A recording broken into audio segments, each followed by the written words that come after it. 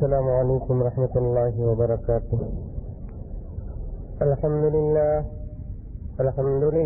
رب العالمین، نحمده ونستعینه ونستغفره ونؤمن به ونتوکل علیہ ونعوذ باللہ من شرور انفسنا ومن سیئات اعمالنا، من يهد الله فلا مضل له ومن يضلله فلا هادي له، ونشهد أن لا إله إلا الله وحده لا شريك له، ونشهد أن سيدنا ونبينا وحبيبنا وشفيعنا ومولانا محمدا عبده ورسوله، أما بعد فأعوذ بالله من الشيطان الرجيم، بسم الله الرحمن الرحيم، تلك الدار الآخرة نجعلها للذين لا يريدون علوا في الأرض ولا فسادا والعاقبة للمتقين، صدق الله مولانا العظيم وصدق رسوله النبي الكريم، ونحن ذلك لمن الشاهدين والشاكرين، والحمد لله رب العالمين۔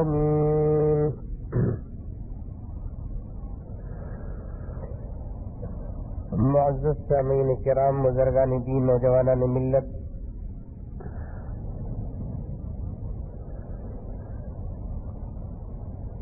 مسلسل 2-3 جمعات سے میں نے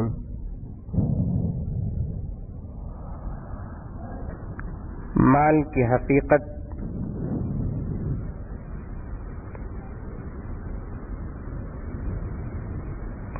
اور اس کی اہمیت، اس سے ہونے والے نقصانات پر مفصل بات کی۔ اللہ تبارک و تعالی کے فرمان کو سامنے رکھ کر، نبی کریم حضرت محمد مصطفیٰ صلی اللہ علیہ وسلم کے ارشادات کو سامنے رکھ کر، حضرات اولیاء کرام علیہم الرحمہ کی زندگیاں سامنے رکھ کر میں نے حد درجہ آپ حضرات کو سمجھانے کی کوشش کی۔ اس کی وجہ اور اس کا مطلب یہی ہے کہ ہمارے دلوں میں صرف اللہ اور اللہ کے رسول کی محبت رہے، دنیا اور مال کی محبت ایک رائی کے دانے کے برابر بھی ہمارے دلوں میں نہ رہے۔ عزیزان گرامی، میں پھر وہ جملہ دہراؤں کہ مال کا کمانا حرام نہیں ہے، شوق سے مال کو حاصل کیجیے، کیونکہ جہاں مال سے بہت ساری برائیاں آتی ہیں وہاں بہت سارے اچھے کام بھی آتے ہیں۔ آپ حج کرنا چاہتے ہیں تو مال کی ضرورت پڑتی ہے، غریبوں کے درمیان صدقہ خیر خیرات دے کر ثواب حاصل کرنا چاہتے ہیں تو مال کی ضرورت پڑتی ہے، زکوٰۃ دینا چاہتے ہیں تو مال کی ضرورت پڑتی ہے، بیوی بچوں کو پالنا چاہتے ہیں تو مال کی ضرورت پڑتی ہے، ایک اچھی عزت کی زندگی اگر گزارنا چاہتے ہیں تو مال کی ضرورت پڑتی ہے۔ تو بہرحال جہاں مال سے بہت اچھے کام ہوتے ہیں وہیں مال سے بہت برے کام بھی ہوتے ہیں۔ یہی وجہ تھی حضرات صحابہ کرام رضوان اللہ تعالی علیہم اجمعین کا اور حضرات اولیاء کرام علیہم الرحمہ کا، مال کو بڑی محنتوں کے ساتھ حاصل کرتے، لیکن جب مال آ جاتا ان لوگوں کے پاس تو قسم اللہ کی عزت و جلالت کی قسم کے رات کو نیند نہیں آتی ان لوگوں کو جب تک کہ وہ اپنے گھروں سے مال کو باہر نہ بھیج دیتے۔ چنانچہ آپ کے پاس کئی مرتبہ یہ واقعہ آیا، حضرت عبد الرحمن بن عوف مدینے کے سب سے بڑے مالداروں میں شمار کیے جاتے تھے، اتنا مال اور اتنی دولت حلال کی اور صحیح اللہ تبارک و تعالی نے حضرت عبد الرحمن بن عوف کو دیا۔ خدا کی عزت و جلالت کی قسم کہ حضرت عبد الرحمن بن عوف کے گدھوں پہ جو مالش کے لیے تیل استعمال ہوتا تھا، گھوڑوں کے مالش کے لیے جو تیل استعمال ہوتا تھا، وہ تیل کا خرچ برداشت کرنے والا آج ساری دنیا کے اندر کوئی مالدار نہیں ہے۔ ایسے بڑے بڑے کروڑ پتیاں دنیا کے اندر گزرے ہیں، صحابہ کے دور میں گزرے ہیں، لیکن جب مال آ جاتا ان لوگوں کے پاس تو فوراً اس مال کو اپنے گھر سے باہر کر دیتے اور اپنی بیویوں سے یہ کہتے کہ دیکھو میں اللہ کے پاس اس حالت میں ملوں کہ میرے پاس ایک رائی کے دانے کے برابر بھی سونا اور چاندی نہ رہے۔ ان لوگوں کی یہ خواہش ہوتی تھی، یہ جذبہ ہوتا تھا، یہاں تک کہ ایک مرتبہ حضرت عبد الرحمن بن عوف رضی اللہ تعالیٰ عنہ اپنے گھر میں پڑے ہوئے ڈھیر سارے سونے کو مدینے کے فقراء اور مساکین میں تقسیم کر دیا اور اپنے گھر آ کر بیٹھتے ہیں اور بیوی سے کہتے ہیں کہ محترمہ کھانا لاؤ۔ تو محترمہ نے کھانے کے لیے جب روٹی رکھی تو سالن پکا ہوا نہیں تھا۔ حضرت عبد الرحمن بن عوف رضی اللہ تعالیٰ عنہ نے اپنی بیوی سے پوچھا کہ محترمہ سالن لے کر آؤ، تو حضرت عبد الرحمن بن عوف رضی اللہ تعالیٰ عنہ کی بیوی جواب دیتی ہے میں آج سالن ہی نہیں پکائی، سالن کے لیے میں سونا اٹھانے سے پہلے تم نے پورے سونے کو مدینے کے مسکینوں میں تقسیم کر دیا۔ یہ تھا جذبہ ان لوگوں کا۔ تو بہرحال مال کو اچھے طریقے سے کماؤ، مال کو صحیح طریقے سے کماؤ، کیونکہ جب مال تمہارے پاس صحیح طریقے سے آتا ہے، صحیح راستے سے آتا ہے، اللہ اور اللہ کے رسول کے خوف کو ملحوظ اور مد نظر رکھ کر آپ نے تجارت کیا ہے، تو اس مال سے آپ کبھی غلط کام نہیں کریں گے اور وہ مال کبھی غلط راستے میں نہیں جائے گا، وہ مال کبھی اللہ کی عزت و جلالت کی قسم چور تک ہاتھ نہیں لگائے گا۔ علماء کرام نے فرمایا کہ اللہ تبارک و تعالیٰ چور کے لیے کبھی حلال مال کو ہاتھ لگانے نہیں دیتے ہیں، حلال مال کو کبھی چور ہاتھ تک نہیں لگاتا۔ چور اس کے مال کو ہاتھ لگاتا ہے جو آدمی حرام طریقے سے مال کماتا ہے، اور شیطان اس پر حاوی ہو جاتا ہے جو حرام طریقے سے مال کو کماتا ہے۔ اور دنیا کے غیر غلط چیزیں ہمارے گھر کے اندر آتے ہیں، مثال کے طور پر سی ڈی کا ڈسک ہے یا ٹی وی ہے یا دنیا کے گانے بجانے کے کیسٹیں ہیں، میں یقین کے ساتھ کہوں گا یہ ٹی وی میں پیسہ خرچ جو کیا گیا یا وی سی آر میں جو پیسہ خرچ کیا گیا یا کیبل میں جو پیسہ خرچ کیا گیا یا گانے بجانے میں جو پیسہ خرچ کیا گیا وہ حلال کا پیسہ نہیں ہوگا، کیونکہ اللہ تبارک و تعالیٰ حلال کے پیسے کو ٹی وی میں نہیں لگائیں گے، حلال کے پیسے کو وی سی آر میں نہیں لگائیں گے، حلال کے پیسے کو کیبل میں نہیں لگائیں گے، حلال کے پیسے کو گانے بجانے میں نہیں لگائیں گے۔ اگر اس کا حلال کا پیسہ ہوتا، اس کے پیسے کو اللہ تبارک و تعالیٰ اپنے گھر مسجد کے لیے لگاتا، اس کے پیسے کو قرآن کے لیے لگاتا، اس کے پیسے کو عبادت کے لیے لگاتا، اس کے پیسے کو حج اور صدقہ خیرات کے لیے لگاتا۔ اگر کوئی آدمی اپنے مال کو برے راستے میں لگاتا ہے، علماء نے فرمایا کہ وہ ہرگز حلال کا پیسہ ہو نہیں سکتا۔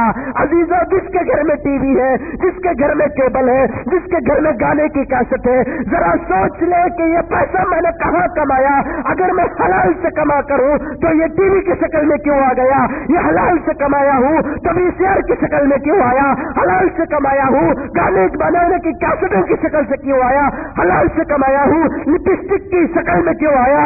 حلال سے کمایا ہوں تو میرے بچے بے تربیت کیوں بن رہے ہیں؟ یہ وہ پیسہ تھا جس کو کھانے کے بعد ان کی اولاد حافظ قرآن بنتی تھی، جن کو کھانے کے بعد ان کی اولاد داڑھی والی بنتی تھی۔ آج ہمارا پیسہ حلال سے کما کر داڑھی مڈانے کے لیے استعمال ہو رہا ہے، آج ہمارا پیسہ حلال سے کمانے کے بعد عورتوں کے بے حیا لباسوں میں خرچ ہو رہا ہے، آج ہمارا پیسہ حلال سے کمانے کے بعد فلم کے دیکھنے میں استعمال ہو رہا ہے، آج ہمارا پیسہ حلال سے کمانے کے بعد زنا پہ استعمال ہو رہا रहा है। आज हमारा पैसा हलाल से कमाने के बाद सूद में और जुए में और घोड़े के रेस में इस्तेमाल हो रहा है, लॉटरी में इस्तेमाल हो रहा है। आखिर क्या वजह है? इसका साफ और सही जवाब ये है कि हमने अगर हलाल तरीके से कमाते, अल्लाह तबारक व तआला वो पैसे को हलाल रास्ते में लगाते। अगर हमने हराम रास्ते से इस्तेमाल किया है, वो पैसा हराम रास्ते में चले जाएगा। यही मैं आपके दिलो दिमाग में बात बिठाना चाहता हूँ। माल को हासिल करो, लेकिन माल की मोहब्बत अपने दिलों के अंदर पैदा मत करो। क्यों? कि मैंने जो निकाह का सिलसिला और निकाह के उन्वान में बात की थी, यही बताने के लिए माल का पुजारी, माल का कबीस, माल का कुत्ता माल के पीछे जाएगा, जैसा कि एक जानवर की शक्ल में रहने वाला कुत्ता चिचड़े और हड्डी के पीछे चलता है, और माल का ऐसे ही कुत्ता माल के पीछे चलेगा। यही अल्लाह तबारक व तआला ने पर अल्लाह के रसूल ने फरमाया, अब दुनिया जो होती है वो मुर्दार है और उसके पीछे चलने वाला कुत्ता है। आपको गुस्सा आएगा, मौलाना कैसे हम मालदारों को कुत्ता कहते हैं, मौलाना कैसे हम दुनिया कमाने वालों को कुत्ता कहते हैं। और लोगों को गुस्सा आ गए, चलो मौलाना से बात करेंगे। अगर मौलाना प्रूफ न देंगे, हम मौलाना का किस्सा तमाम कर देंगे, हाफ मर्डर या फुल मर्डर करके छोड़ेंगे। जहां मदीना में वहां आराम करने वाले मेरे और आपके आका, तमाम इमामों के इमाम, तमाम रसूलों के रसूल, सरवरे कायनात मोहम्मद रसूलुल्लाह सल्लल्लाहु अलैहि वसल्लम ने इरशाद फरमाया कि दुनिया मुर्दार है और इस दुनिया के पीछे भागने वाला कुत्ता होता है। ये किसी का फतवा नहीं, ये किसी की जबान नहीं, ये मेरे और आपके महबूब और मेरे और आपके पैगंबर दो जहां मोहम्मद रसूलुल्लाह सल्लल्लाहु अलैहि वसल्लम का फरमान है। ये हदीस मिशकात शरीफ के अंदर दर्ज और नकल की गई है। इसके रावी है हजरत अबू हुरैरा रज़ी अल्लाह तआला अन्हु। तो मेरे अजीज दोस्तों, माल की मोहब्बत को निकालो, क्योंकि जहां माल आता है वहां जरूरी तौर पर गुरूर पैदा होता है। माल के आने के बाद बड़पन और गुरूर पैदा होता है, तकब्बुर पैदा होता है, खुद पसंदी पैदा होती है, फक्र महसूस होता है, तवाज़ु नहीं रहती उसके पास, इंकिसारी नहीं होती। जैसे ही माल आया वो चाहता है कि सब मुझे सलाम करें, मैं किसी को सलाम न करूं। जैसे ही माल आया वो सबके ऊपर अपना हमला करना चाहता है, किसी की बात को सुनना नहीं चाहता। माल के बुरे असबाब में से एक सबब गुरूर भी पैदा होता है। मिस्र के अंदर एक बाप के दो बेटे थे। हजरत शेख सादी रहमतुल्लाह अलैह ने गुलिस्तान, एक अशआर की किताब, नसीहत की किताब है, ये बड़ी बेहतरीन किताब, ये जबान फारसी की जबान में है। उलमा ने फरमाया, कुरान और हदीस के बाद अगर किसी इंसान को सुधारने वाली किताब है, वो अल्लामा शेख सादी रहमतुल्लाह अलैह की किताब गुलिस्तान और बोस्तान है। पुराने जमाने के बुजुर्ग इस किताबों को अच्छे तरीके से जानते हैं। इस किताब के अंदर एक वाकया इसमें लिखा है कि मिस्र के अंदर एक बाप को दो बेटे थे। बाप ने बेटों के सामने माल को रख दिया, देखो ये पूरा माल तुम दो बेटे तकसीम कर लेना। एक बेटे ने आधा माल उठाया और एक बेटे ने आधा माल उठाया। दोनों बेटों को बाप ने पूछा, बताओ कि इन माल को लेकर तुम क्या करोगे? एक बेटे ने कहा कि अब्बा जान, इस माल को रखकर मैं पूरे मोहल्ले का, पूरे गांव का अमीर बनना चाहता हूं और इस माल को तरक्की देकर और मैं मालदार बनना चाहता हूं। और एक बेटे ने कहा कि अब्बा जान, इस माल को लेकर मैं बगदाद जाऊंगा और वहां के उलमा से इल्म हासिल करूंगा। अब बाप ने बेटे को इख्तियार दे दिया, जाओ तुम्हारा माल है, तुम जहां चाहे उस माल को खर्च कर सकते हो। अगर हमारा बाप हमें माल दे दिया है, कोई तुर्रम का जो माल लेकर इल्म हासिल करने पे अपनी जवानी को खत्म करे, है कोई बूढ़ा वो माल लेकर अपने इल्म हासिल करके अपनी जिंदगी को खत्म करे। हम तो समझते हैं कि अरे पढ़ को क्या जी फायदा, अरे दुनिया की इल्म तो छोड़ो, दीन के इल्म के सीखने की जब बात आती है, ये कुरान मदरसा पढ़ को क्या जी बनना, वो मौलवी साहब बनना, वो इमाम साहब बनना, वो खतीब बनना, वो मौजन बनना। बच्चा डॉक्टर बना तो गले में कुत्ते की रस्सी डालने को हती की नहीं रहती, हमेशा वो लटकने को रहता। एक आदमी दीवाना गले में डालने का, कोई डॉक्टर रहा तो या परेशान ना हो। हमारे एक दोस्त डॉक्टर साहब यहाँ पर बैठे हुए हैं। ऐसे ही कहता हूं मैं کہ وہ رسی جو گلے میں کتے کی رسی ہوتی ہے ویسی رسی گلے میں رہتی ہے، ہمیشہ وہ ڈال کر کسی کے سینے میں کسی کے پیٹ میں ٹھوستا رہتا ہے. کیا حاصل اس سے دین بھی خراب دنیا بھی خراب، اس سے آخرت بھی خراب دنیا بھی خراب. لوگ سمجھتے ہیں کہ علم حاصل کر کے کیا بنے گا بچہ. میں یہی کہتا ہوں آپ کے سامنے، کچھ نہ بنے یا بنے، لیکن تمہارے قبر کے سراہنے کر کے سورہ فاتحہ پڑھنے کا تو قابل بن جائے گا.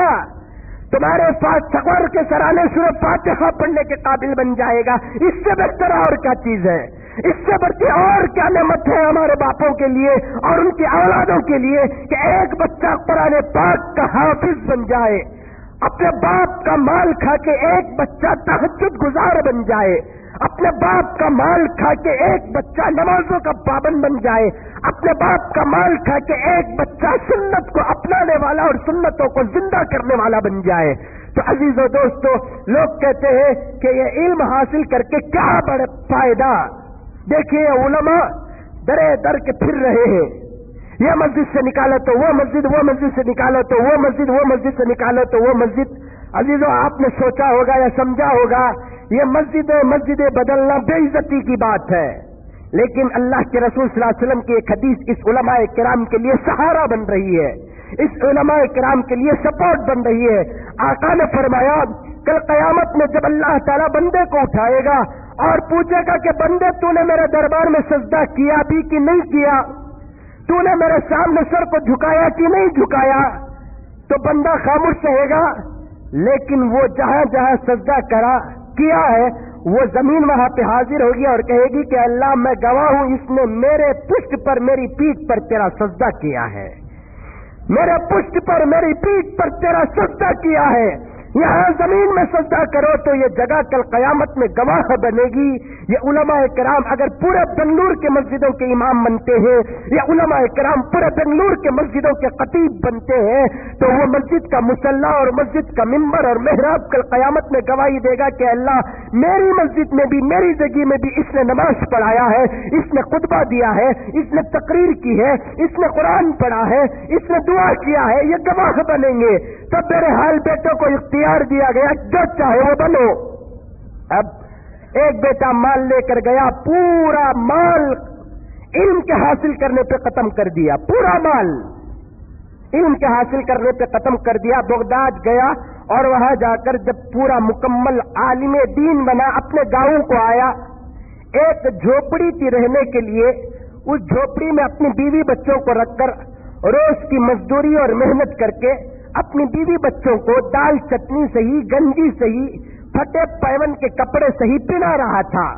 اور اس کا جو بھائی تھا جو بڑا کروڑ پتی بن گیا، مال کو ترقی دیا، پورے گاؤں کا وہ امیر بن گیا، پورے گاؤں کا وہ مالدار اور تونگر بن گیا. اب ایک بھائی غریب عالم دین اور ایک بھائی امیر اور جاہل.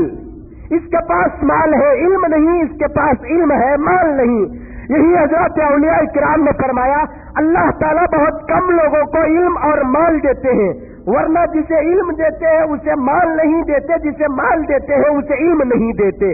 آپ بھی ریسرچ کر کے دیکھو، میں بھی ریسرچ کر کے دیکھوں گا، 100 میں نہیں بلکہ 1000 میں 5-6 ہوں گے جسے اللہ تعالیٰ ہم علم بھی دیتے ہیں، مال بھی دیتے ہیں، لیکن 99% ایسے ملیں گے جن کے پاس مال ہوگا ان کے پاس ایک مسئلہ بھی نہیں ہوگا، علم کا ایک رنگ اور بو بھی نہیں ہوگی، پکے ہپٹ رہیں گے. وہ جن کے پاس مال ہوتا ہے ان کو دنیا تو چلا دیتی ہے آسمان میں، آپ ایسے آپ ویسے آپ ڈبل پیسے.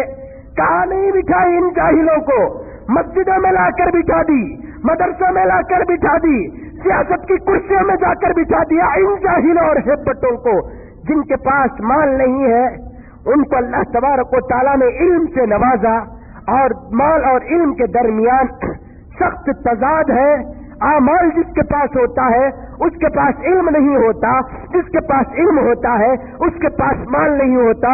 یہ مصر کا ایک باپ کا بیٹا جس کے پاس علم ہے، فقیہ وقت ہے، علامۃ الدہر ہے، علم کا بے حساب خزانہ موجود ہے، لیکن اس کے پاس مال تو بے حساب ہے لیکن علم نہیں ہے.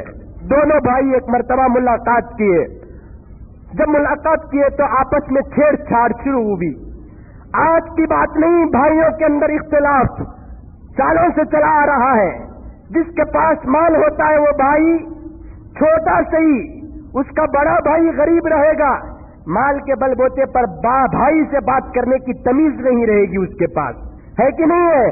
چھوٹے بھائی کے پاس کار ہے، چھوٹے بھائی کے پاس بے حساب مال ہے، بڑا بھائی غریب ہے، لیکن یہ مال کو سامنے رکھ کر اپنے بھائی سے بات کرنے کی اس کے پاس تمیز نہیں ہے، بھائی سے ادب کرنے کا اس کے پاس ملکہ اور سلیقہ نہیں ہے. کیوں؟ یہ مال آ گیا، دل کے اندر ایک غروری پیدا ہو گئی، میں ہی بڑا، میرے سے بڑا کوئی نہیں. ارے تجھے کون بڑا کہتا ہے؟ ہو سکتا تو تیری بیوی کا بڑا ہوگا، ہو سکتا ہے تو تیرے بیٹے اور بیٹیوں کا بڑا ہوگا، یا نہیں تو ماش کا بڑا یا دال کا بڑا ہوگا. خدا کے نزدیک فقر کرنے والی اور غرور کرنے والوں کی کوئی قدر و قیمت نہیں ہوتی. اللہ تبارک و تعالیٰ نے فرمایا فقر میری چادر ہے. اللہ نے فرمایا فقر میری چادر ہے. اس چادر میں اگر کوئی ہاتھ ڈالے گا، میری عزت و جلالت کی قسم میں دنیا کے اندر اسے ذلیل کر کے رکھ دوں گا. اللہ فرماتے ہیں تواضع اختیار کرو، عاجزی اختیار کرو، نرمی اختیار کرو. حضرت سلیمان علیہ السلام ایک مرتبہ اپنے تخت میں بیٹھ کر اڑ رہے تھے. کتنا بڑا تخت تھا! ایک ہی وقت میں 30,000 ان کے مسافر سوار ہوتے تھے. وہ نہیں جو الف لیلا کا تخت دیکھتے آپ ٹی وی میں، وہ نہیں جو ایسی ویسی حسیر دیکھتے ہیں. اتنا بڑا تخت اللہ تبارک و تعالیٰ نے حضرت سلیمان کو دیا. اپنے سواریوں کے ساتھ ایک وقت میں 30,000 لشکر سوار ہوتا تھا، 30,000 غلام سوار ہوتے تھے. اتنے بڑے تخت کے ڈرائیور کون؟ حضرت سلیمان علیہ السلام. اپنے معجزے سے وہ اپنی تخت کو اڑاتے تھے. اللہ تعالیٰ ان کو وہ معجزہ دیا تھا. ہم نہ رکھتی کار مل گئی، اسے ایک ڈرائیور رکھتے تو ہم لگا رکھتے کہ نہیں رکھتے؟ ٹھیک ہے تو نہیں، ہمیں نہیں جی چلانا، ڈرائیور چلانا، انہوں بازو بیٹھتے سو. بعض ایسے کمبخت بھی ہیں جو ڈرائیور کے بازو نہیں بیٹھتے، بلکہ ڈرائیور سامنے چلاتا ہے تو پیچھے بیٹھتے ہیں پیپر پر لے کر. کیا کہتا ہوں میں ڈرائیور کے بازو بیٹھنے کے میں کہاں جی قابل، انہیں میرے بازو بیٹھنے کے قابلیت نہیں ہے، ان سے میرا بازو میں کیسے بٹھاؤں؟ اسے ایک ڈرائیور رکھتے ہیں. اپنی سواری کو ہمیں خود چلانا. اگر کوئی مزید سواری ہے وہ کام کاج کے لیے ہے تو اسے ایک ڈرائیور کا انتظام کرتے ہیں تو کوئی حرج نہیں. اللہ تعالیٰ ہم نے طاقت دیا ہے، ہم نے ہوش و عقل دیا ہے، ہماری سواری کو ہمیں خود چلانا. حضرت سلیمان علیہ السلام اپنی سواری کو خود چلاتے تھے. یہاں تک کہ سرور کائنات محمد رسول اللہ صلی اللہ علیہ وسلم اپنی سواری کو خود چلاتے تھے. یہ آج کا کرینہ مسلمان جو اپنی سواری کو چلانے کے لیے ایک ڈرائیور کو بھی رکھتا ہے تاکہ اپنا فقر اور محسو اپنا فقر دنیا والوں کے سامنے پیش کرے. یاد رکھو فقر کسی کو کام نہیں آیا. جلیل القدر حضرت سلیمان علیہ السلام تخت میں بیٹھ کر جا رہے تھے. ایک مرتبہ دل میں ارادہ پیدا ہوا، اللہ تعالیٰ مجھے کتنا بڑا معجزہ دیا نا، میں ہوا میں اڑ رہا ہوں. یہ سوچنا غلط تھا؟ نہیں، یہ سوچنا کوئی غلط نہیں. اڑتے اڑتے حضرت سلیمان سوچے اللہ تعالیٰ مجھے کتنا بڑا معجزہ دیا کہ میں ہوا میں اتنے بڑے لشکر کو لے کر تخت میں اڑ رہا ہوں. یہ جیسے ہی ان کے زبان سے نکلا دل میں بات پیدا ہوئی. اللہ تبارک و تعالیٰ غصے میں آ گئے. فوراً ایک آدمی، وہ اڑ رہے تھے تخت میں، نیچے ایک آدمی سبحان اللہ الحمدللہ کہہ رہا تھا، سبحان اللہ الحمدللہ کہہ رہا تھا. یہ حضرت سلیمان علیہ السلام اوپر سے دیکھے کہ ایک آدمی نیچے سبحان اللہ کہہ رہا ہے. اللہ تعالیٰ حضرت سلیمان کی نگاہوں کے سامنے اس کے سبحان اللہ کہنے کے ثواب کو دکھایا. ایک مرتبہ اگر کوئی آدمی سبحان اللہ کہتا ہے یا الحمدللہ کہتا ہے یا اللہ اکبر کہتا ہے یا لا الہ الا اللہ کہتا ہے، اللہ کے رسول نے فرمایا کہ جنت میں اس کے چاہت کی بقدر زمین دی جائے گی. یہ ایک مرتبہ بولے تو، ایک مرتبہ سبحان اللہ الحمدللہ اللہ اکبر لا الہ الا اللہ بولے، اللہ تبارک و تعالیٰ جنت میں وہ جتنی چاہے اتنی زمین لے سکتا ہے. آج اسکوائر فٹ کو کتے لڑے سکا لڑکوں مرتے ہیں، ایک ایک انچ کو 30 کی زمین ہے، بازو بھی بھائی ہے، رتی دیوال اٹھا لیا انہیں، کیا بھی نہیں کرا. آپ کے 2 اڑی نہیں لیا انہیں، 4 اڑی نہیں لیا، दीवाल उठाया ना, एक 4 इंच की, एक आधी अड़ी की उसकी दीवाल में हमारी जगह चले गई। हमें क्या करते हैं, क्या करते हैं हमें?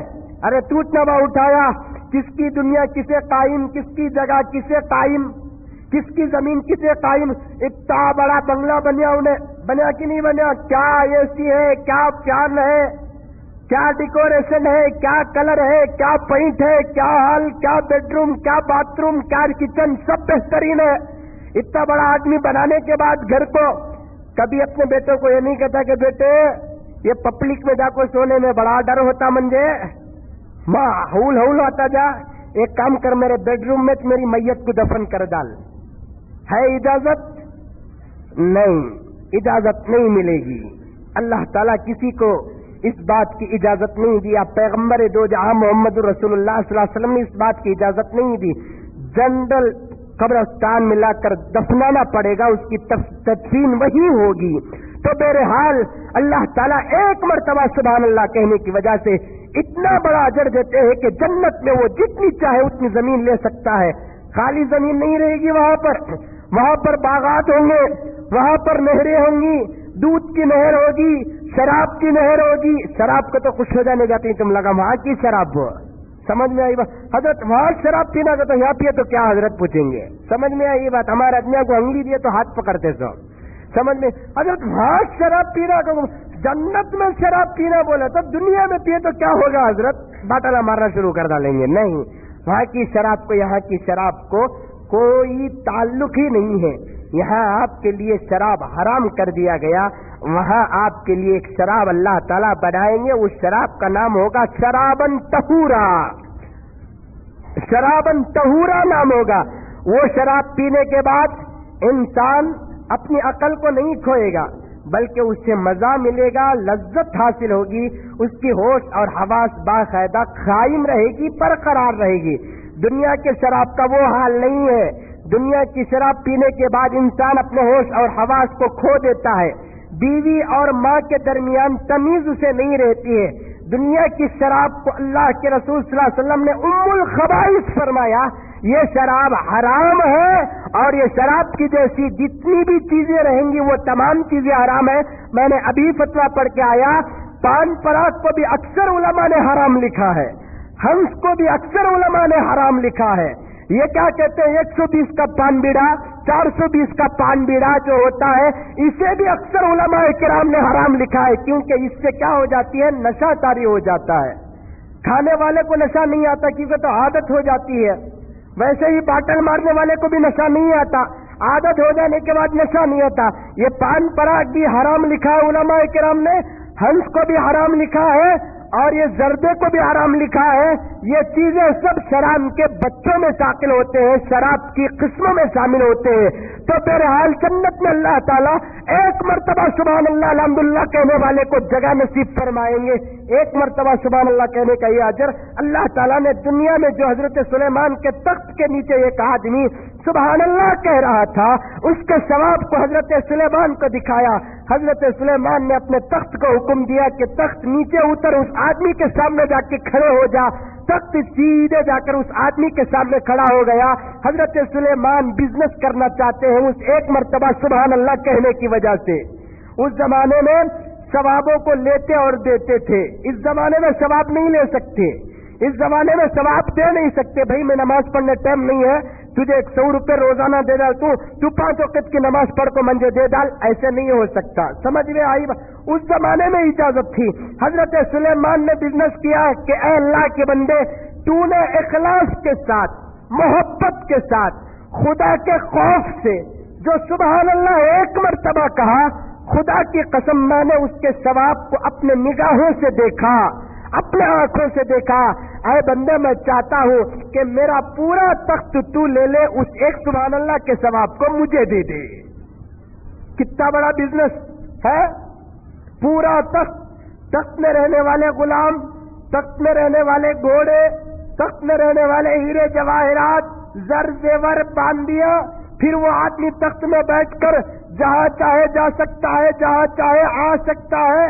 एक बिजनेस तय किया हजरत सुलेमान ने कि ऐ अल्लाह के बंदे, मेरे पूरे तख्त को तू ले ले, तेरे एक सुभान अल्लाह के सवाब को مجھے دے دے. ہمیں رہتے تو کیا کرتے؟ کیا کرتے ذرا سوچو. سبحان اللہ کی قدر ہمارے پاس نہیں, الحمدللہ کی قدر ہمارے پاس نہیں, سورہ فاتحہ کی قدر ہمارے پاس نہیں, پورے قرآن مجید کی قدر ہمارے پاس نہیں, عزت اور آبرو شرم اور حیا کی قدر ہمارے پاس نہیں. وہ آدمی نے جواب دیا کہ سلیمان کیا بزنس کر رہے ہیں؟ تمہیں کہا مئی کا, تمہارا تخت کا, میرا سبحان اللہ کا. وہ بندہ کہا, وہ اللہ کا مقبول بندہ جس نے اپنے زبان سے سبحان اللہ کیا, اس نے کہا کہ سلیمان تمہارا تخت کہا اور میرا سبحان اللہ کہا. یہ بزنس کوئی آدمی پاکانہ دیکھ کر سننا نہیں خریدتا, کوئی آدمی گوبر دیکھ کر چاندی نہیں خریدتا, کوئی آدمی پیشاب دیکھ کر دودھ نہیں خریدتا. اے سلیمان تمہارے تخت کے بدلے میں سبحان اللہ دے دوں, وہ بھی ایسا تخت جس میں بیٹھنے والے کے دل میں فخر ہے. بول دیا وہ بندہ فوراً, اے سلیمان ایسا تخت لے کے میں کیا کروں جس پہ بیٹھنے والے کے دل میں فخر اور بڑائی پیدا ہوتی ہے. حضرت سلیمان علیہ السلام اسی وقت توبہ کرے کہ الہ العالمین میرے سے غلطی ہو گئی. فخر پیدا ہو جاتا ہے, اور فخر کرنے والوں کو اللہ تعالیٰ کبھی پسند نہیں کیا. ارے ہمیں تو دور کی بات, وقت کے ولیوں کو اللہ تعالیٰ نہیں چھوڑا, فخر کرنے والوں کو. زندگی عبادت میں گزرتی تھی, ہمیشہ سر سجدے میں رہتا تھا, زبان سے تلاوت جاری رہتی تھی. ایسے ولیوں کو بھی فخر کرنے کی وجہ سے اللہ تعالیٰ معاف نہیں کیا, اللہ تعالیٰ نہیں چھوڑا. حضرت بایزید بستامی رحمۃ اللہ علیہ بہت بڑے جلیل القدر بزرگ گزرے ہیں, بہت بڑے حضرت جنید بغدادی رحمۃ اللہ علیہ کے دور کے حضرت بایزید بستامی. سنو باقیوں کو, وہ ایک دور کے کیا اللہ والے تھے, ہمیں ایک دور کے کیا مسلمان ہیں. یہی علماء کرام نے فرمایا اگر وہ بزرگ اپنے قبروں سے اٹھ کر آئے گئے تو خدا کی قسم ہم نہ مسلمان نہیں مانیں گے, کیونکہ ہمارے شکل و صورت, ہمارا لباس, ہمارا تقویٰ, ہمارے الفاظ, ہماری بات چیت کا طریقہ, طرز, ہماری بیویاں, ہمارے بچے, ہماری مائیں, ان کا فیشن, ان کے اخلاق, ان کی کردار کو دیکھ کر وہ فتویٰ لکھ دیں گے کہ یہ ہرگز نبی کا غلام ہو نہیں سکتا. حضرت بایزید بستامی کتنے بڑے بزرگ معلوم, کتنے بڑے اللہ والے معلوم, اتنے بڑے اللہ والے, اتنے بڑے اللہ والے. حضرت جنید بغدادی رحمۃ اللہ علیہ نے فرمایا ہمارے دور میں حضرت بایزید کا درجہ اتنا بڑا ہے کہ جیسے پورے فرشتوں میں حضرت جبرائیل کا درجہ جیسے بڑا ہے, ویسے ہمارے دور کے اللہ والوں میں حضرت بایزید کا درجہ اتنا بڑا ہے, اتنا بڑا حضرت بایزید کا درجہ. وقت کے چوٹی کے یہ بہت بڑے عالم, یہ بہت بڑے علامہ, یہ بہت بڑے, رات کو تو عبادت کرنے والے, راتوں کو نہیں سوتے تھے. 20 پر 3 سال, 1 سال نہیں 2 سال نہیں, 20 پر 3 سال ولی بننے کے لیے انہوں نے مجاہدہ کیا. میں نے گزشتہ جمعہ عرض کیا تھا نا, آج چٹکی مارے تو ولی, چٹکی مارے تو ولی بن جاتا آج کا مسلمان, آج کا ڈپلیکیٹ. چٹکی مارے پکا چور رہتا, پولیس بھگا لگاتی, کالی بچنے کے واسطے جگہ نہیں ہے. مرغ ملنے کو گیا, ایک دوپٹہ پہن لیا, ہاتھ میں ایک جھاڑو کٹا لے لیا, سبھا سے انہیں پیر بابا, ہوگا قصہ ختم. منٹوں میں ولی بن رہا ہے ہمارا, چٹکیوں میں ولی بن رہا ہے. ایک دور وہ تھا کہ ولی بننے کے لیے کتنے سالوں کا عرصہ ہوتا تھا, سالوں کا, کسی کو 10 سال, کسی کو 15 سال, کسی کو 20 سال, کسی کو 25, کسی کو 40, کسی کو 60. حضرت بایزید بستامی رحمۃ اللہ علیہ 20 پر 3 سال ولی بنے. بننے کے لیے کتنے سال ہوئے؟ 20 پر 3 سال. وقت کے بہت بڑے مالدار بھی تھے حضرت بایزید بستامی. ماں کی قدر تو اللہ اکبر. آج نوجوان غارت ہو رہا, سو کئی کو بولا تو ان کے ماں باپ کی بد دعا اسے لگی ہے. ماں باپ کی دعا نہیں ہماری زندگیوں میں, ماں باپ کی محبت نہیں ہماری زندگیوں میں. بایزید بستامی رحمۃ اللہ علیہ, ان کا واقعہ بیان کرنے سے پہلے ان کی زندگی بتا دوں آپ کو. نوجوان سدھر جائیں اللہ والوں کے قصوں کو سن کر. یہ تقریر نہیں, یہ خطبہ نہیں, تیرے بیماری کا یہ علاج ہے. یہ تقریر بھی نہیں, یہ خطبہ بھی نہیں, نصیحت نہیں, یہ تیرے بیماری کا علاج. یہاں سے اللہ تبارک و تعالیٰ اگلوا رہا ہے, کہنے کے لیے دے رہا ہے اللہ تبارک و تعالیٰ. ایک رات کو حضرت بایزید بستامی رحمۃ اللہ علیہ کی والدہ بیمار پڑی. حضرت بایزید بستامی پوری رات ماں کے پاس کھڑے ہو کر کئی راتیں گزار رہے تھے. ایک رات ماں نے کہا کہ بیٹے جا کر ذرا ایک گلاس پانی لے کر آ جا. رات کو ماں اپنے بیٹے کو کہہ رہی کہ بیٹے جا ایک گلاس پانی لے کر آ جا. لے کر آئے تک ماں سوگی. بیماری تھی, کبھی نیند کبھی بیداری, کبھی نیند کبھی بیداری. لے کر آئے تک حضرت بایزید بستامی رحمت اللہ علیہ کے والدہ سو گئے. پوری گلاس لے کر رات کو پوری رات سرہانے کھڑ گئے. اماں اب اٹھے گی پانی پوچھی تو میں دوں گا, اماں اب اٹھے گی پانی پوچھی تو میں دوں گا, اماں اب اٹھے گی پانی پوچھے گی میں دوں. پوری رات کھڑے تھے, بیٹھے بھی نہیں سوئے بھی نہیں. صبح کو اٹھتی ہے ماں, پوچھتی ہے کہ بیٹے کیا یہاں کھڑا؟ ہاں اماں رات کو تمہیں پانی پوچھے تھے اس لیے میں پانی لے کر آئے تک تمہیں سو گئے. میں پانی لے کر آئے تک تمہیں سو گئے. تمہیں کب اٹھتے ہیں بول کر معلوم نہیں. اگر تمہیں اٹھے نہیں سو رہا تھا تو تمہاری بے ادبی ہو جائے گی, اس لیے پوری رات کھڑ گیا. ماں کہتی ہے کہ اے اللہ میرے بیٹے کو تو بہت بڑا بغداد کا ولی بنا دے. ماں کی دعا آج ہماری ماں دعا کرتی ہے, ہم نہ تیرا ڈولا نکلو تو بے وارسی, تیرا جنازہ نکلو تیرے منہ میں مٹی پڑو, یہ دعا ہمارے ماں کی. ہماری ماں بھی برابر نہیں, ان ماؤں کے بچے بھی برابر نہیں. کیا زمانہ آیا ہمارا, کیا دور آیا ہمارا. افسوس کرنا کتنا روئے تو بھی کم ہماری زندگیوں میں, ہمیں کتنا افسوس کرے تو بھی کم. آج یہی علماء کرام نے فرمایا کبھی ماں باپ بھول کر بھی اپنی اولاد کو گالی نہ دے. اگر وہ گالی کا وقت دعا کے قبول ہونے کا رہا تو تمہاری اولاد نیست و نابود ہو جائے گی. یہی علماء نے فرمایا کہ اگر کوئی باپ یا ماں بچے کو کوئی کام کرنے کا حکم دینا چاہتی ہے تو وہ طریقہ بھی بتایا علماء نے. کیا کہ بیٹے ایک کام کرے تو تمہیں اچھا رنگانا, ایسا بولنا. یہ کام کر بول کر نہیں بولنا, کر بول کر انہیں نہیں کرے تو نافرمان بن جائے گا. اس لیے کام کرے تو تمہیں اچھا رہے گا یہ بولنا. تو اس لیے کہ نہیں کرا تو بھی کوئی گناہ نہیں ہوتا. ایک دور کے وہ تھے. ایک رات کا واقعہ حضرت بایزید بستامی کا. ماں بے قرار تھی, طبیعت خراب, کبھی یہ کروٹ کبھی وہ کروٹ, کبھی ادھر کبھی ادھر, ایسا کر رہی تھی. حضرت بایزید نے اپنی ماں کو اٹھا کر اپنے ہاتھ میں ڈال دیا. اپنی ماں کو اٹھا کر اپنے ہاتھ میں ڈال لیا. رات کو نماز پڑھنے والی شخصیتیں تھی, نیند نہیں آتی تھی. نماز پڑھ پڑھ کر یہ عادت ہو گئی. اکثر آپ لاری کے ڈرائیوران کو, بس کے ڈرائیوران کو یا رات کا کام کرنے والوں کو دیکھیں گے کہ ان کو رات میں نیند نہیں آتی, اس لیے کہ ان کو رات میں جاگ کر عادت ہو گئی ہے.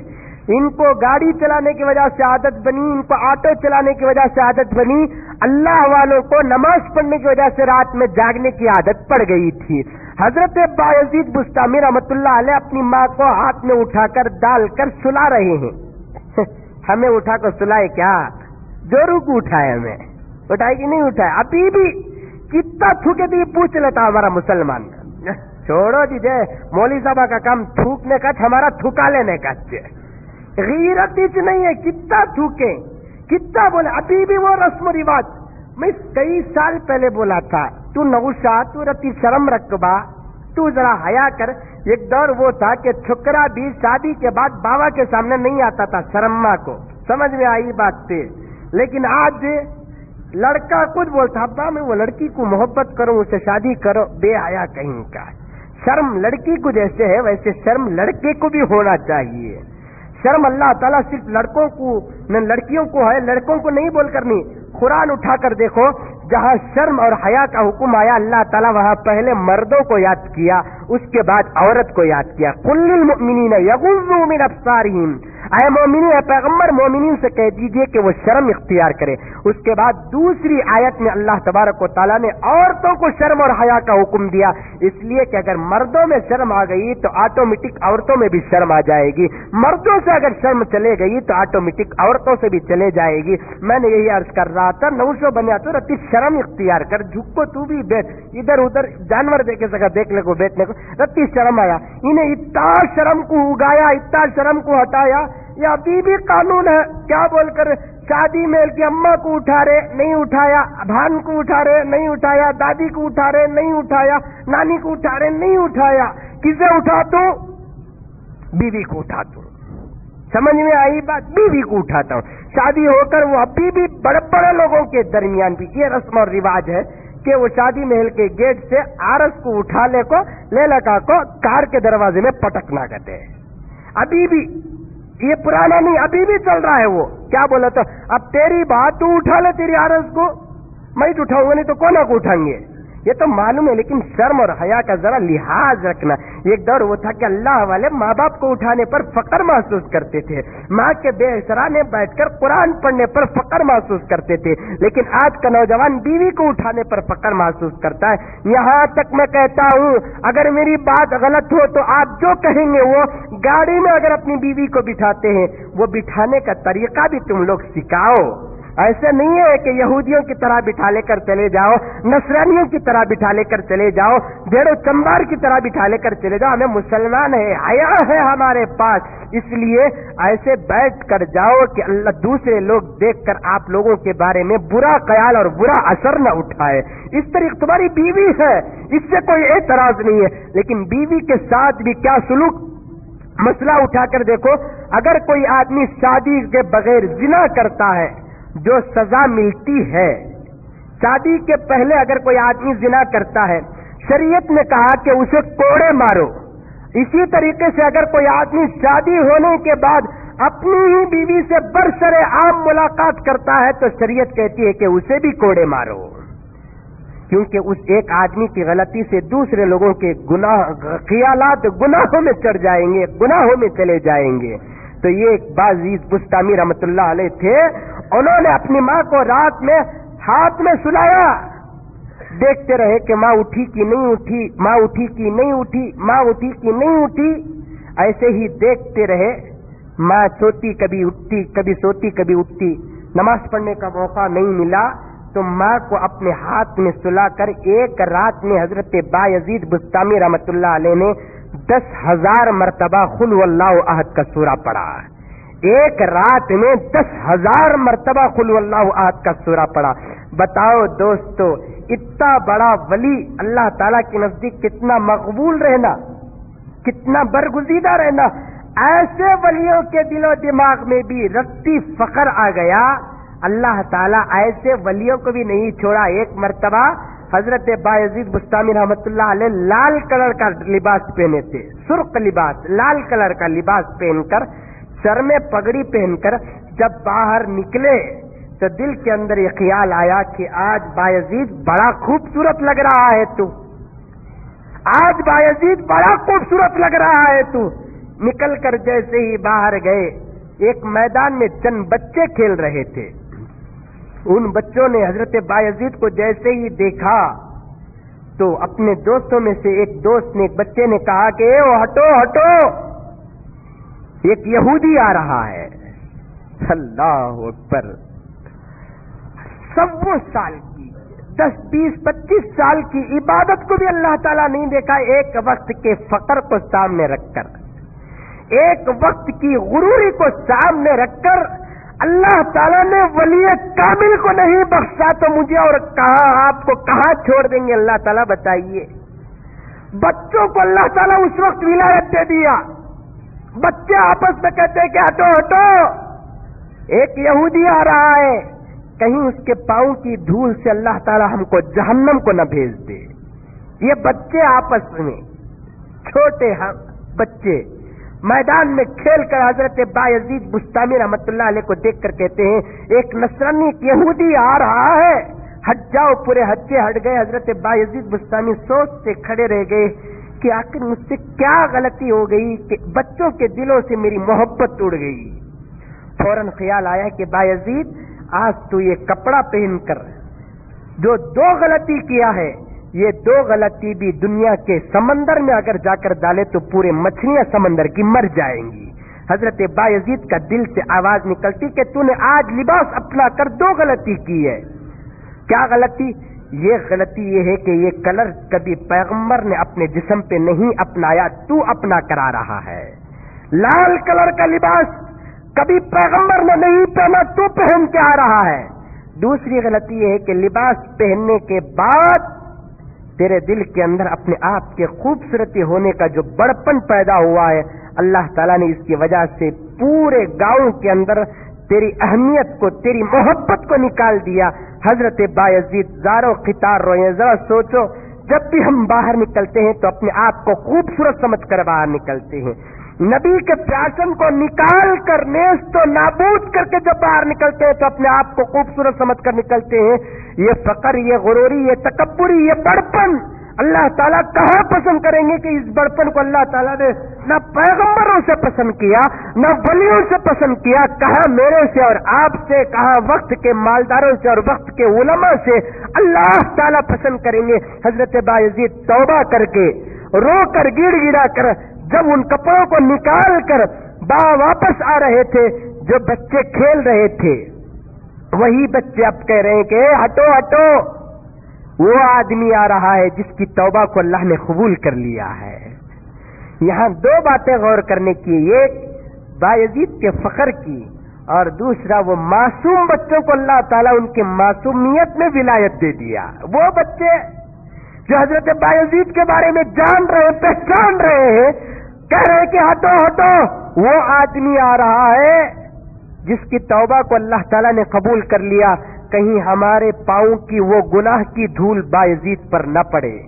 اللہ تعالیٰ گناہ کر بڑے بڑے ولیوں سے فقر کو پسند نہیں کیا، تکبر کو پسند نہیں کیا، بڑپن کو پسند نہیں کیا. آج ہمارے پاس بڑپن آتا ہے، آج ہمارے پاس فقر آتا ہے، آج ہمارے پاس خود پسندی آتی ہے، آج ہمارے پاس تواضع نہیں ہے تو وہ صرف اور صرف ہمارے پاس مال ہونے کی وجہ سے. یہ مال بڑپن کو پیدا کر دیا، غروری کو پیدا کیا، حرام کاری کو پیدا کیا، ہمارے جوانوں کو برباد کیا، ہمارے بوڑھوں کو برباد کیا، ہمارے اچھے اچھوں کو برباد کیا. یہی علماء کرام نے فرمایا کہ مال کو حاصل کرنے کے بعد فقر محسوس مت کرو، کیونکہ اللہ تبارک و تعالیٰ نے کئی لوگوں کو مال کی عوض تباہ اور برباد کر دیا. میں وہ واقعہ عرض کر رہا تھا، مصر کے 2 بچوں کا، ایک بچہ عالم دین بنا، ایک بچہ اپنے وقت کا بہت بڑا مالدار بنا. جب یہ 2 بچے آپس میں، 2 بھائی آپس میں ملاقات کیے تو ایک دوسرے کو چھیڑ چھاڑ شروع ہوئی. مالدار بھائی نے اپنے عالم بھائی سے کہا کہ بھائی جان تمہیں بڑے بے وقوف، اللہ کے فضل سے اللہ تعالیٰ نے ابا کے طرف سے وراثت میں اتنا بڑا مال دیا، تمہیں وہ مال کو لے کر ضائع کر ڈال کو کاہی کی وہاں تھی. منجے ذرہ دیکھو میں کہاں تک پہنچ گیا ہوں. یہ مالدار امیر بھائی نے کہا منجے ذرا دیکھو میں کہاں تک ترقی کیا ہوں، کتنا بڑا مالدار بن گیا ہوں، اب پورے گاؤں کا میں امیر بن گیا ہوں. تو اس وقت بھائی نے کہا کہ تو بھی صحیح کہہ رہا ہے، لیکن بیٹے بھائی جان ذرا سوچ لے، اس میں تجھے فخر کرنے کی ضرورت نہیں ہے. بات تو دراصل یہ ہے کہ مجھے جو ملا وہ نبیوں کی وراثت ملی ہے، علم ملا ہے. تجھے جو ملا وہ فرعون اور حامان کی پراپرٹی ملی ہے، وہ مال ہے. یہی مال کی محبت دلوں سے اگر ہمارے نوجوانوں کی اور بوڑھوں کی خصوصاً نکل جائے، شادیوں میں لین دین کا جو سوال رکھتے ہیں، شادیوں میں جو معاوضہ طے کرتے ہیں، جو بھیک مانگتے ہیں، اس کی اصل وجہ ہے کہ ہمارے دلوں میں مال کی محبت ہے. اسی کو سمجھانے کے لیے میں نے 2-3 جمعہ سے مسلسل آپ حضرات کے سامنے مال کے عنوان میں عرض کیا، مال کو سامنے رکھ کر کبھی شادی نہ کرو، مال کی محبت کو سامنے رکھ کر شادی نہ کرو، مال کے پیار کو سامنے رکھ کر شادی نہ کرو. یہ مال آج ہے کل چلا جائے گا. یہی سرور کائنات محمد رسول اللہ صلی اللہ علیہ وسلم نے ارشاد فرمایا، اگر کوئی آدمی مال کو سامنے رکھ کر شادی کرتا ہے، اللہ تبارک و تعالیٰ اسے دنیا کے اندر سب سے بڑا فقیر اور محتاج بنا کے چھوڑ دیتے ہیں. عزیزوں، میری بات پہ بھروسہ ہو یا نہ ہو، یا کسی عالم کے بات پہ بھروسہ نہ ہو یا نہ ہو، لیکن پیغمبر دو جہاں محمد رسول اللہ صلی اللہ علیہ وسلم کی بات پہ گھٹنے ٹیک کر بھروسہ کرنا پڑے گا، کیونکہ آپ صلی اللہ علیہ وسلم کی 63 سالہ زندگی میں کوئی بات نہ جھوٹی ہوئی اور کوئی بات نہ غلط ہوئی. اللہ کے رسول صلی اللہ علیہ وسلم نے جو بھی فرمایا وہ ہو بہو حرف بحرف ساری دنیا کے اندر بالکل صحیح اور برابر آتا رہا. اللہ کے رسول صلی اللہ علیہ وسلم نے یہی فرمایا کہ مال کو سامنے رکھ کر اگر کوئی آدمی شادی اور نکاح کرے گا اللہ تبارک و تعالیٰ اسے ذلیل کر دے گا، اللہ تبارک و تعالیٰ اسے فقیر اور محتاج کر دے گا۔ آج اگر کوئی آدمی شادی کے بعد پریشان ہے، شادی کے بعد اس کی بیوی اسے ستا رہی ہے، شادی کے بعد اس کے بچے اسے ستا رہے ہیں، وہ چاہتے ہیں عاملوں کے پاس، وہ جاتے ہیں درگاہوں کے پاس، وہ جاتے ہیں تعویذ لینے کے پاس، وہ جاتے ہیں جادوگروں کے پاس، لیکن اپنے اعمال کو نہیں دیکھتے کہ یہ مصیبت میرے وجہ پاس کیوں آئی ہے، اتنی بڑی پریشانی مجھے کیوں آئی ہے۔ اگر وہ 10 منٹ کے لیے سوچ لے گا تو اللہ تبارک و تعالیٰ اسے الہام دے دے گا، اسے پتا چل جائے گا یہ جو مصیبتیں آ رہی ہیں دراصل میری شادی کے وقت سنت کو ہٹا کر، میں نے نبی کے فرمان کو ہٹا کر جو کام اور جس طریقے سے میں نے شادی کی ہے، اس شادی کرنے کا وبال اور پیغمبر دو جہاں محمد رسول اللہ صلی اللہ علیہ وسلم کی بددعا کا نتیجہ جو میری زندگی میں آج بھی لگا ہوا ہے۔ یاد رکھ لو، پیغمبر کی بددعا کو ہٹانے کے لیے آج تک دنیا کے اندر نہ کوئی ولی پیدا ہوا، نہ کوئی پیر پیدا ہوا، نہ کوئی عامل اور کامل پیدا ہوا، نہ کوئی وقت کا قطب اور غوث پیدا ہوا جس کے مقدر میں نبی کی بددعا لگ گئی۔ خدا کی قسم اس کا علاج حشر کے میدان میں بھی نہیں ہوگا، اللہ تعالیٰ اسے جہنم رسید کرے گا۔ آج بہت سارے لوگ میرے پاس بھی آتے ہیں، آپ کے پاس بھی آتے ہیں، آپ نے بھی دیکھا ہوگا کہ حضرت میری شادی ہو کو 6 مہینے گزرے، یہ مصیبت 1 سال گزری، یہ مصیبت، یہ ہوا، یہ مصیبت، بچے ہوئے، یہ مصیبت۔ دوستوں ذرا سوچو کہ میں نے شادی اگر اللہ کے رسول کی فرما برداری کرتے ہوئے اور اللہ کے رسول صلی اللہ علیہ وسلم کی بات کو سامنے رکھ کر کیا، آقا نے کیا فرمایا؟ مال کو سامنے رکھ کر میرے غلام تو شادی نہ کر۔ آقا کی بات سے بڑھتی کس کی بات کا ادب ہے ہمارے پاس؟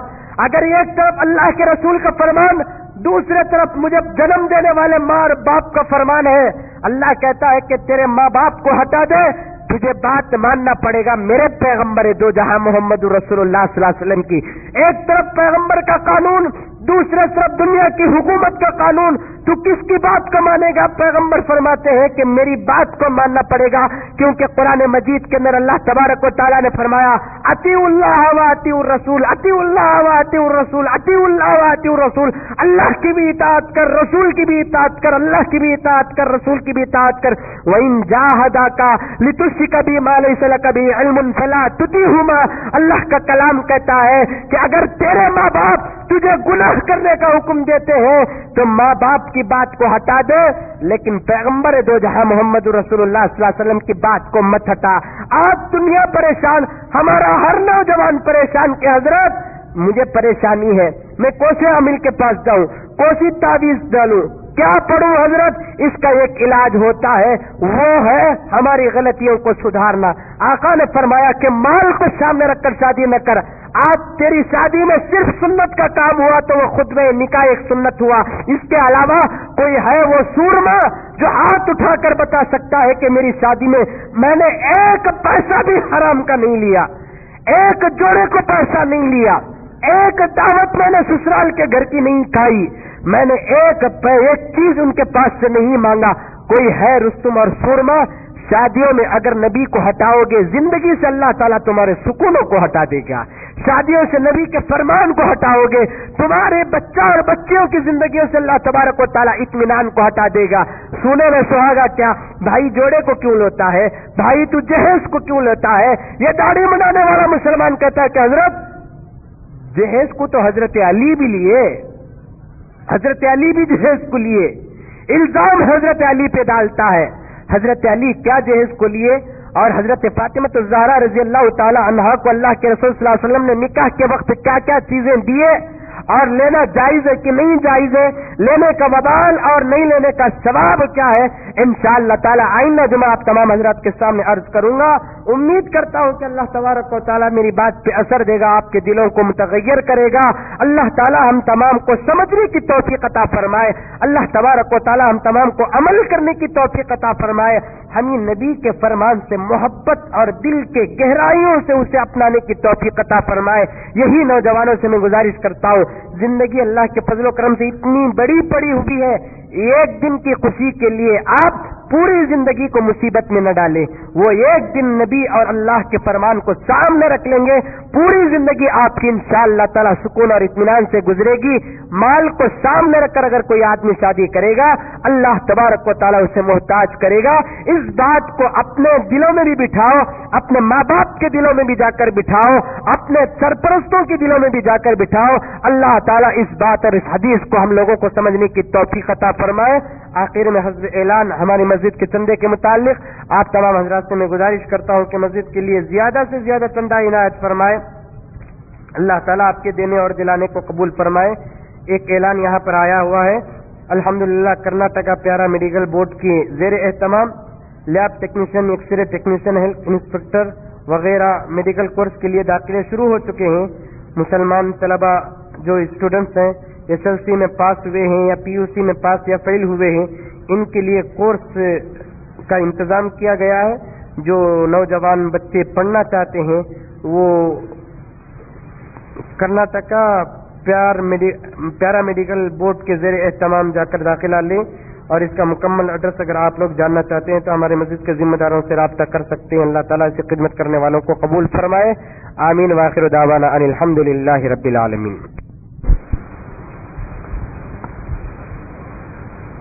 الحمد لله رب العالمين, نحمده ونستعينه ونستغفره ونؤمن به ونتوكل عليه, ونعوذ بالله من شرور أنفسنا ومن سيئات أعمالنا, من يهد الله فلا مضل له ومن يضلله فلا هادي له, ونشهد أن لا إله إلا الله وحده لا شريك له, ونشهد أن سيدنا ونبينا وحبيبنا وشفيعنا ومولانا محمدا عبده ورسوله.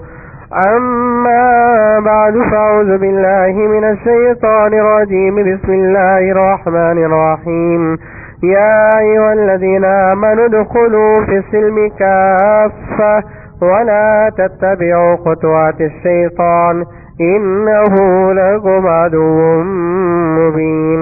بارك الله لنا ولكم في القرآن العظيم, ونفعنا وإياكم بالآيات والذكر الحكيم. إنه تعالى جواد كريم ملك بر رؤوف ورب حليم.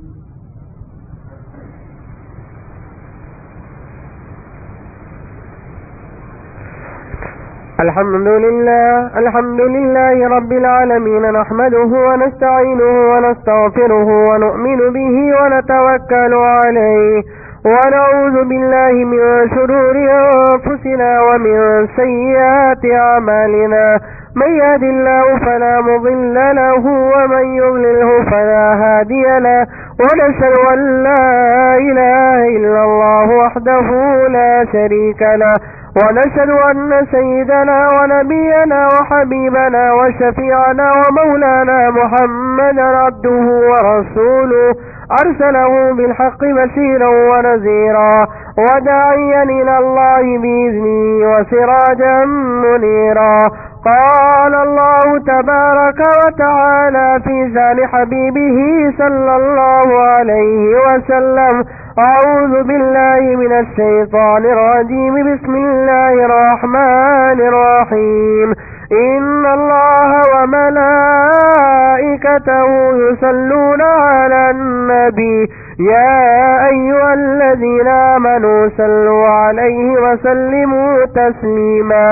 اللهم صل على سيدنا نبينا مولانا محمد وعلى آل سيدنا نبينا مولانا محمد, وبارك وسلم وصل على جميع الأنبياء والمرسلين والملائكته المقربين والخلفاء الراشدين, خصوصا على أمير المؤمنين أبي بكر الصديق رضي الله تعالى عنه, وعلى أمير المؤمنين عمر بن الخطاب رضي الله تعالى عنه, وعلى أمير المؤمنين عثمان بن عفان رضي الله تعالى عنه, وعلى أمير المؤمنين علي بن أبي طالب كرم الله وجهه, وعلى الإمامين الأمامين سعيدين الشهيدين سيدنا الحسن والحسين رضي الله تعالى عنهما وعلى أمهما سيدة النساء أهل الجنة فاطمة الزهراء رضي الله تعالى عنها وعلى عمي المكرمين سيدنا الحمزة والعباس رضي الله تعالى عنهما وعلى سائر الصحابة رضوان الله تعالى عليهم أجمعين وعلى سائر المؤمنين والمؤمنات والمسلمين والمسلمات الأحياء منهم والأموات برحمتك يا أرحم الراحمين. اللهم اغفر لنا ولوالدينا ولأساتذتنا ولمشايخنا ولأحبابنا ولجيراننا ولمن له حق علينا ولمن أوصانا بالدعاء يا رب العالمين. أعوذ بالله من الشيطان الرجيم.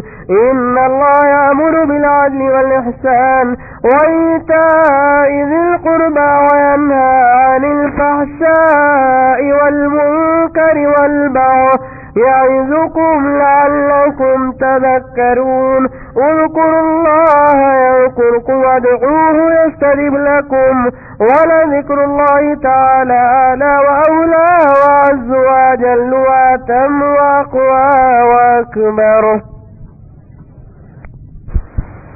لك الحمد والشكر يا الله. اللهم صل على سيدنا نبينا حبيبنا شفيعنا مولانا محمد وعلى آل سيدنا نبينا مولانا محمد وبارك وسلم. ربنا آتنا في الدنيا حسنة وفي الآخرة حسنة وقنا عذاب النار. ربنا ظلمنا أنفسنا وإن لم تغفر لنا وترحمنا لنكونن من الخاسرين. اللهم أرنا الحق حقا وارزقنا اجتنابه. اللهم اهدنا الصراط المستقيم صراط الذين أنعمت عليهم من النبيين والصديقين والشهداء والصالحين. اللهم نذر قلوبنا بالإيمان وزين أخلاقنا بالقرآن وأدخلنا الجنة برحمتك يا أرحم